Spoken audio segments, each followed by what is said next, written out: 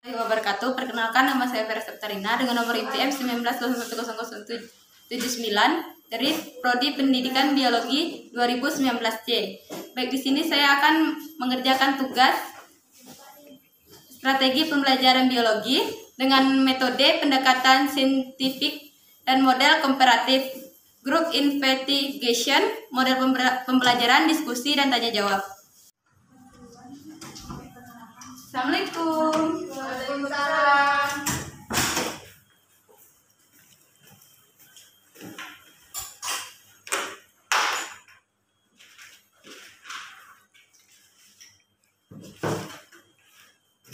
Gimana kabar Ananda hari ini?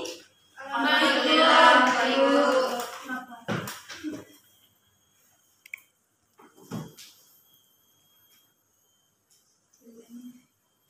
Baik, kepada Mitra, sebelum kita mulai pelajaran hari ini, tolong dipimpin baca doa ya. Doa mulai. Doa selesai.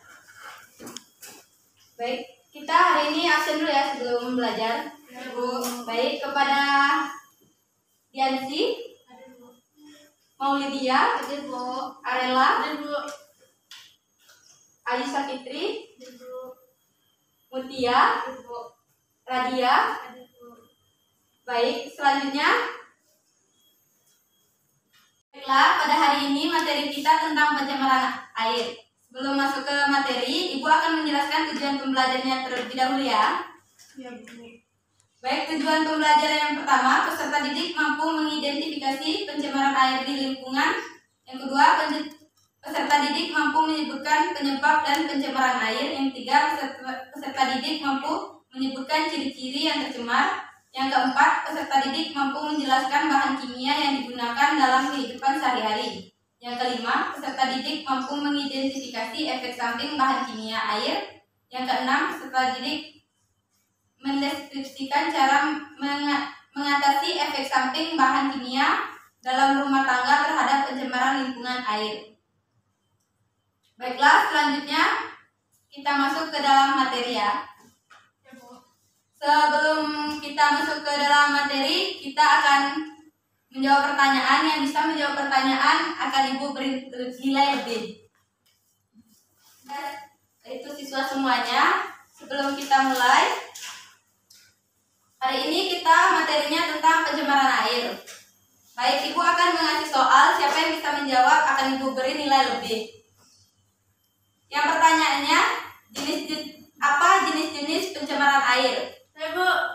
Ya, kepada Arela Clara Sasmita dipersilahkan. Jenis-jenis pencemaran air yang pertama adalah bahan toksik, yang kedua bahan organik, yang ketiga pencemaran terma, yang keempat pencemaran ekologikal. Sudah, Bu. Baik, terima kasih kepada Arela. Selanjutnya, terima kasih kepada Arela. Jawabannya ya sudah benar. Selanjutnya, kita akan masuk ke materi. Baiklah, kita masuk saja ke materi ya anak-anak. Sebelum Ibu menjelaskan, sebaiknya kalian perhatikan ke depan supaya lebih paham ya anak-anak. Materi hari ini tentang pencemaran air. Pencemaran air terbagi menjadi 6. Yang pertama, pencemaran air. Pencemaran air adalah masuknya atau dimasukkannya makhluk hidup, zat, energi, atau komponen lain ke dalam air oleh kegiatan manusia sehingga kualitas air turun sampai tingkat tertentu yang disebabkan air tidak berfungsi lagi sesuai dengan peruntukannya. Pencemaran air dapat dikelompokkan ke dalam 2 kategori, yaitu sumber langsung dan sumber tidak langsung. Sumber langsung adalah sumber buangan yang berasal dari sumber pencemaran, yaitu limbah hasil pabrik atau suatu kegiatan, dan limbah domestik berupa buangan tinja dan buangan air bekas cucian serta sampah.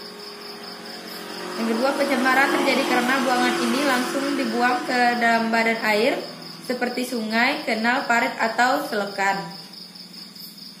Contohnya pada gambar. Sumber tidak langsung adalah kontaminan yang masuk melalui air tanah akibat adanya pencemaran pada air permukaan baik dari limbah industri maupun dari limbah domestik. Contohnya pada gambar. Yang kedua, meningkat bahwa air adalah komponen dari lingkungan hidup, maka pencemaran air merupakan bagian dari pencemaran lingkungan hidup. Pencemaran air perlu dikendalikan karena akibat pencemaran air dapat mengurangi pemanfaatan air sebagai modal dasar dan faktor utama pembangunan.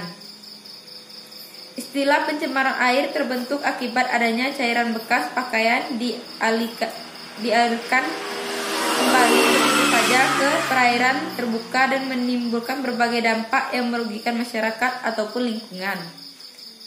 Selanjutnya, tentang jenis-jenis pencemaran air.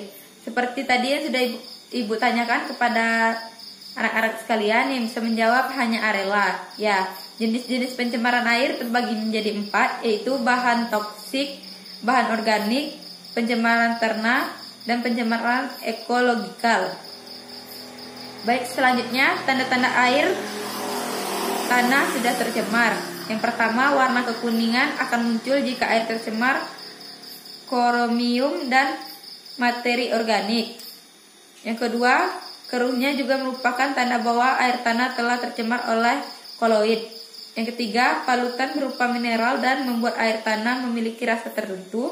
Yang keempat, air tanah yang rasanya seperti air sabun menunjukkan adanya cemaran alkali. Yang kelima, sedangkan rasa payah menunjukkan kandungan garam yang tinggi, sering terjadi di daerah sekitar muara sungai. Yang keenam, bau yang tercium dalam air tanah juga menunjukkan adanya pencemaran. Baik, selanjutnya dampak-dampak pencemaran air terhadap lingkungan. Ada yang sudah tahu? Baik, di sini Ibu akan menjelaskan dampak-dampak pencemaran air terhadap kesehatan manusia, pengaruh langsung terhadap kesehatan, umpamanya tergantung sekali pada kualitas air yang terkontaminasi. Yang kedua, dampak terhadap fungsi sungai, yaitu air tidak dapat dimanfaatkan sebagai peruntukannya, dan jika dimanfaatkan maka diperlukan pengolahan khusus yang menyebabkan peningkatan biaya pengoperasian dan pemeliharaan sungai dan menjadi penyebab timbulnya penyakit, seperti pada gambar.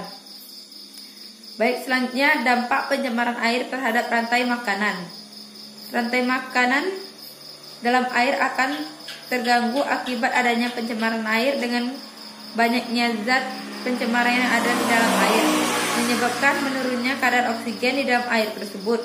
Beberapa jenis ikan maupun tumbuhan yang ada di dalam air akan mati karena kekurangan oksigen, seperti pada gambar. Cara untuk mendapatkan air minum yang sehat. Yang pertama, merebus air bersih, direbus sampai matang atau mendidih, dan dibiarkan mendidih, tetapi jarang air di atas kompor yang menyala. Jangan dimatikan kompor selama 3-5 menit untuk memastikan kuman-kuman yang ada di dalam air tersebut telah mati. Yang kedua, sodis atau pencemaran air dengan menggunakan tenaga matahari. Yang ketiga, klorinasi atau proses pemberian cairan yang mengandung klorin untuk membunuh bakteri dan kuman yang ada di dalam air bersih. Selanjutnya, analisis kualitas air. Analisis kualitas air dapat dilakukan di laboratorium maupun secara sederhana. Pemeriksaan di laboratorium akan menghasilkan data yang lengkap dan bersifat kuantitatif, namun biasanya cukup mahal. Analisis secara sederhana dapat dilakukan sendiri di rumah untuk menguji kandungan kimia di dalam air. Baik, itulah materi pada hari ini. Apakah kalian sudah paham? Jika belum, mohon dipertanyakan kepada Ibu.